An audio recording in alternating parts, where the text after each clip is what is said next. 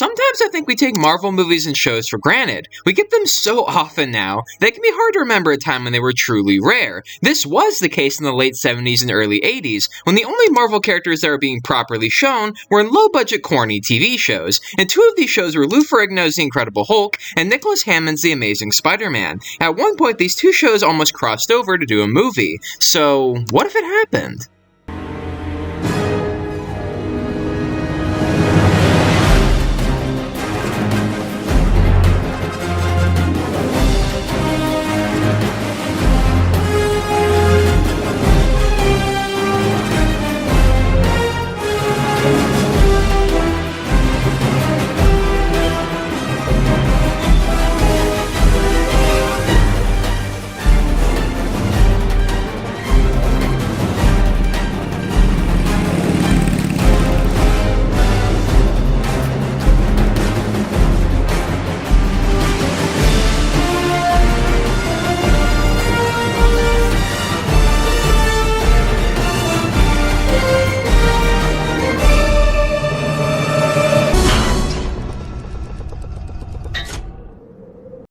In the late 1970s, CBS programming would begin one of their most popular shows that they would ever air, The Incredible Hulk. Now, this show would star Bill Bixby in the role of David Bruce Banner, a man whose wife is tragically killed in a car accident after he can't find the strength to lift her out of the car. Now, after hearing about a woman that was able to lift a car with her bare hands to rescue her baby, David becomes obsessed with trying to discover how the human body can occasionally perform these superhuman-like feats of strength. So he comes to the conclusion that it has to do with gamma radiation, and he tries to test this theory in an experiment on himself. The result is that he turns into the Hulk whenever he gets angry, and during his first transformation, accidentally kills his lab partner Elena Marks. Now, when Banner returns to his human form and realizes what he's done, he's forced to go on the run, with investigative reporter named Jack McGee constantly tailing him, desperate to learn the secret of the Hulk, all while David attempts to find a cure for his condition. The show was very well received by audiences, and the ratings reflected that. However, in 1981, the Hulk's presence on TV was soon put in jeopardy by Harvey Shepard, the at-the-time head of CBS programming, who just didn't think the show should continue. He believed that the show had gone on for long enough, and the story that had been told up to that point was all that was needed, and that was despite the fact that Banner had yet to find a cure for his condition, which was being set up as the way the show would end. Now, the show's creator, Kenneth Johnson, as well as Bill Bixby himself, would try in vain to get Shepard to change his mind, but were unable to do so. Thus, the show was seemingly going to be left unresolved, with the fifth and final season airing in 1982. Now, around the same time that The Incredible Hulk began, CBS would also begin another television show called The Amazing Spider-Man, which starred Nicholas Hammond in the titular role. It began with a feature-length TV movie simply titled The Amazing Spider-Man in 1977, and it told the story of a freelance photographer named Peter Parker, who accidentally gets bitten by a radioactive spider. He soon discovers that he has superpowers and becomes Spider-Man to combat a movie-exclusive villain named the Guru, who tries to make the city of New York pay him $50 million in exchange for the lives of 10 civilians. The movie was a relative success, and convinced CBS to greenlight not only another movie with The Amazing Spider-Man Strikes Back, but also a 5-episode season. The season did fairly well ratings-wise, but really only with children, and CBS were reluctant to continue the show after that because they really wanted audiences over the age of 18. However, when attempts to give the show more of an edge ultimately failed, the show ended up being canceled after just 13 episodes. A third TV movie was later released in 1981, called Spider-Man the Dragon's Challenge, but it really wasn't anything new. It was just a few episodes packaged together. However, an attempt was made in 1984 to bring both of these shows back through a crossover movie. Bill Bixby was really disappointed at CBS's decision to cancel The Incredible Hulk, and he actually made contact with Nicholas Hammond about possibly making a Hulk Spider-Man crossover movie. This version would have seen the returns of all the series regulars on both shows, including Bill Bixby and Lou Ferrigno as David Banner and the Hulk respectively, Nicholas Hammond as Spider-Man, and quite possibly Jack Colvin as Jack McGee, Robert F. Simon as J. Jonah Jameson, Chip Fields as Rita Conway, and Ellen Bry as Julie Masters. Ron Satloff was expected to write the film, with Bixby himself expected to direct. The movie would have been co-produced by Columbia and Universal. Though the plot of this movie is unknown, I imagine it would possibly feature the Hulk and Spider-Man initially coming to blows with one another, possibly due to a misunderstanding, with Spider-Man really not getting the circumstances of Banner's condition. An unlikely team-up would then possibly occur, with the pair working together to take down a big villain. Also, Spider-Man apparently would have worn a black version of his suit, though whether this was going to be Venom or not is unclear, considering that the show hadn't featured any of Spider-Man's comic villains in the show before this, and if I'm not mistaken, Venom actually didn't exist in the comics by this point. I don't know for sure about that though, don't quote me. Now, Hammond hoped to have more creative sway over the characters this time around, since he felt like he could have done more of the physical work, and he also wanted to make Spider-Man more quippy like in the comics. However, the movie never got past the drafting stage, as Lou Ferrigno would seemingly be unavailable to film, due to him starring in the Hercules movies which he was filming in Italy, though Ferrigno has since claimed that he was never even contacted, and that by this point he was done filming and would have been available. Hammond theorizes that Universal were looking for an excuse not to make the movie, since they didn't want to work with Columbia.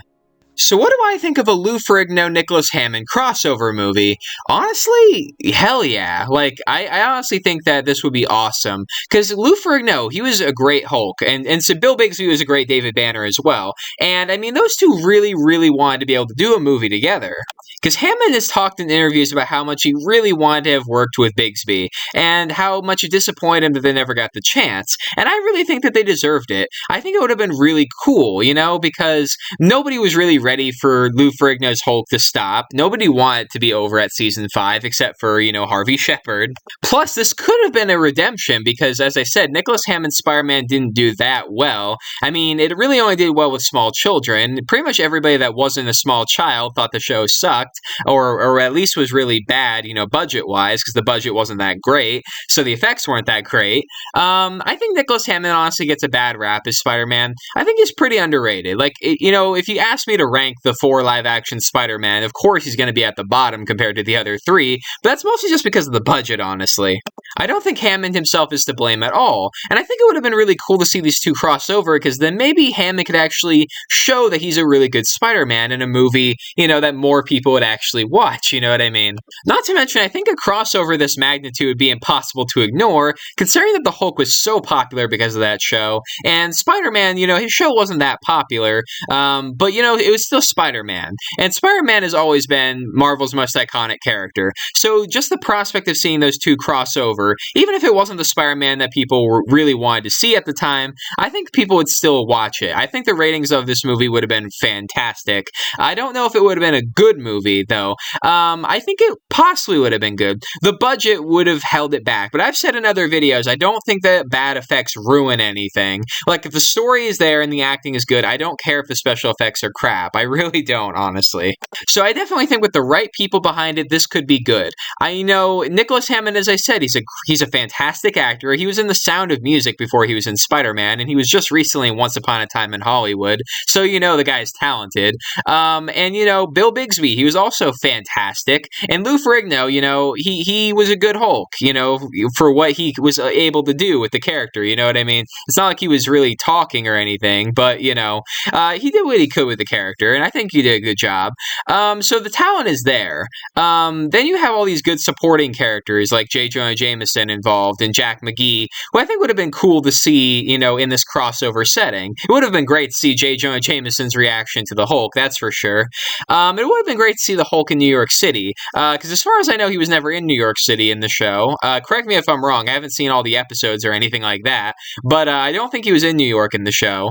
So it would have been really cool to see him in a city like that, especially crossing paths with a character like Spider-Man. That just would have been so cool, in my opinion, even way back then, honestly. Now, I should reiterate, I think that a movie like this could only really work with a great villain. A hero is only as good as its villain, after all. And personally, if I were to choose, I would not go with a Hulk villain. I would actually go with a Spider-Man villain if I were to pick. I would probably go with an iconic Spider-Man villain, too. Somebody like Green Goblin or Doc Ock, or if Venom was around, then maybe him. Because as I said, I mean, the Spider-Man show, weirdly enough, didn't have any of the Spider-Man villains from the comics in it. So this would have been, a way to make up for that. To bring one of Spider-Man's more iconic villains into his universe, finally. You know what I mean? So ultimately, I do think the pieces are there for a good movie. I think that the talent is there. I think that's a good concept.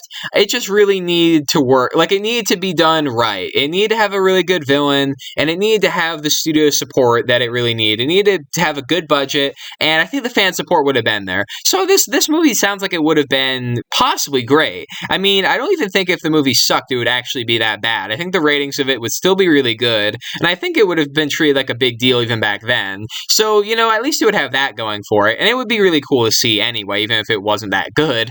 But anyway, guys, let me know in the comments down below if you agree or disagree with my opinions. Also, give me more what-if recommendations in the comments down below, whether that's about the Hulk, Spider-Man, any other Marvel characters, or any non-Marvel characters. Also, make sure to give this video a thumbs up and share with all of your friends on all your various social media platforms. And speaking of social media, don't forget to follow me on Instagram, Rinzler_Productions, and don't forget to ring that notification bell to be reminded about all future uploads on this channel. I upload brand new videos every single morning at 7 a.m. Eastern Standard Time, so make sure to ring that notification bell and stay updated on all future videos, and I'll see you all tomorrow morning in the next video.